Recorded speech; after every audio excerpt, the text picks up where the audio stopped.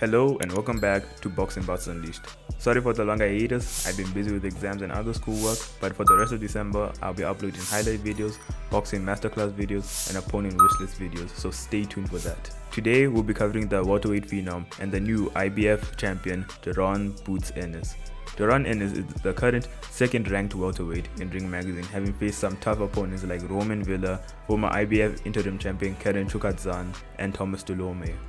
Ennis is a skilled switcher with great power, making use of quick footwork, counter-punching, and pure athleticism to defeat his opposition. He is currently left out to take up the responsibility to become the new welterweight king, and I have a list of opponents he can fight to establish his reign in the 147-pound division.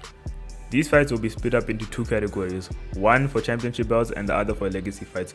Championship belt fights are fights where Terence Crawford, after leaving the welterweight division and vacating his titles, these opponents will grab the titles and can face Jaron "Boots" Ennis for a unification.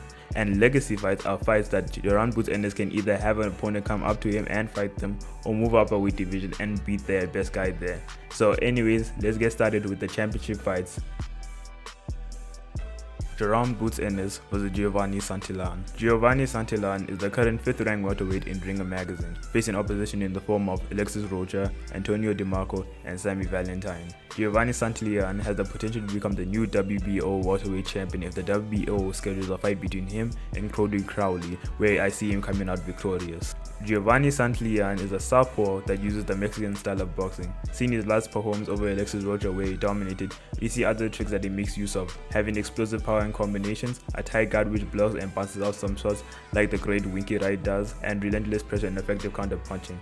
I see the outcome of this fight coming down to Jaron "Boots" Ennis' speed and also his defensive capabilities, as I see this being a tough test for Ennis, as he has been matched with opponents who lack defensive responsibility or lack the skill to beat him to the punch.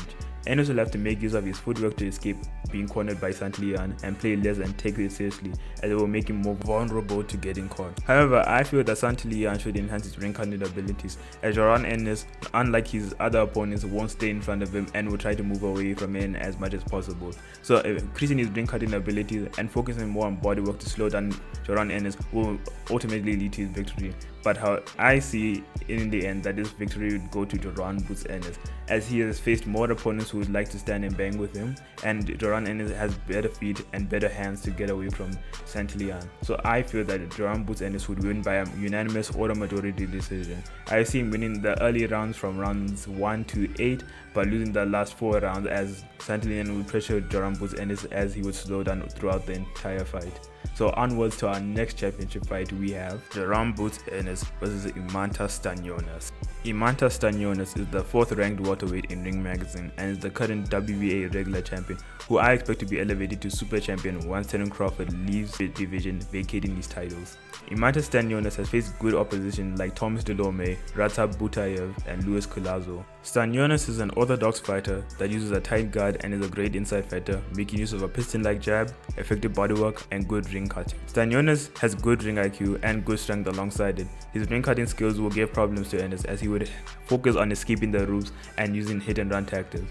Imanta Stanionis also has a dangerous inside uppercut, where when his opponent stays still and tries to fight him on the inside, he angles off by leaning to their side and throwing an uppercut, and the uppercut splitting through their guard and wobbles them.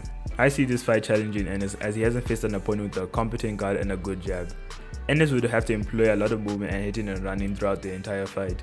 He can't risk fighting on the inside for too long, as he will get caught and potentially dropped.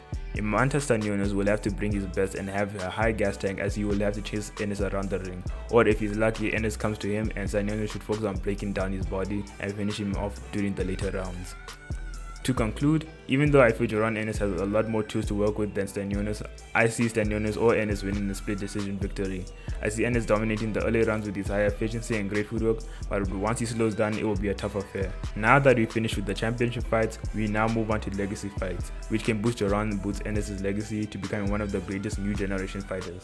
I feel the need to make these fights is needed due to Ennis' resume lacking, as stated before, seeing as he only faced one top 10 ranked contender in Ring Magazine, and that was Roman Villa, who only gained that acclaim for defeating another hyped prospect, Rashidi Ellis.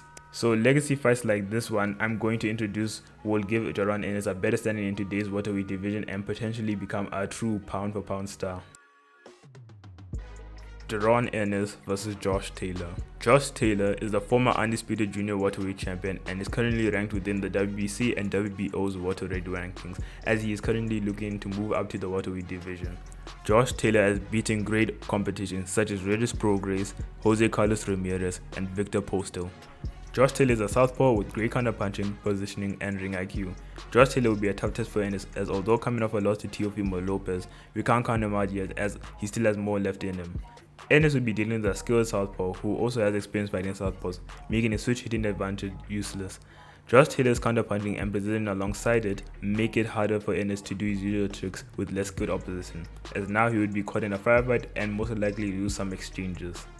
To end, I see Jaron Ennis pulling through the razor-thin decision, which some would call a robbery, as I see Taylor giving him some trouble and now making Ennis look good. Either way, Ennis will be stamped on the pound-for-pound rankings if he follows these fights by beating Staniones and Santillan to become unified in the division, or better yet undisputed, he has a good case of being a pound-for-pound star.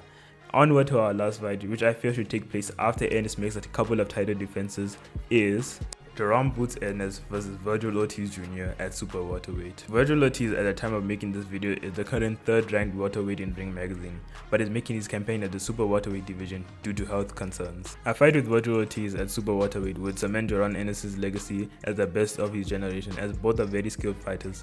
This fight would show who is the best new generation fighter that will go on to become a top 5 pound for pound star. Virgil Ortiz is a strong fighter with a 100% knockout ratio and has defeated opposition such as Edgar Velasquez, Antonio Orozco, and Maurice Hooker. Virgil Ortiz uses a Mexican style of boxing, having a tight and active high guard, making use of a spear-like jab, devastating bodywork, using lots of feints, and having good power punch precision. Virgil Ortiz at 154 will fix his weight cutting issues and benefit him by having to focus more on skills during his training camp instead of cutting weight. This fight between Ortiz and Ennis will be great as well. Ennis won't be as light and can't move around as fast as he used to, and Ortiz is great at ring cutting and has a better jab than Ennis, as it comes straight down the middle and can even drop opponents due to the amount of power it possesses. In the end, I see this fight going towards Virgil Ortiz due to his experience of being outmatched and being hurt more by skilled opposition like Velasquez and being able to clutch a victory. However, I still see Jaron Ennis being able to pull out a victory and gaining experience from Ortiz's work at welterweight and eventually beat Ortiz, but only time will tell in the future when these two finally meet. Thank you for watching the second iteration of Opponent's Wishlist. Make sure to like and subscribe for more, and starting Monday to Thursday, I'll be making highlight videos for the 4 Kings, starting with Marvin Hagler and ending with Roberto Duran. We will have another masterclass video on Friday and an opponent wishlist video on Sunday for a rising heavyweight prospect. So it's been your boy TJ. See you later, fight fans.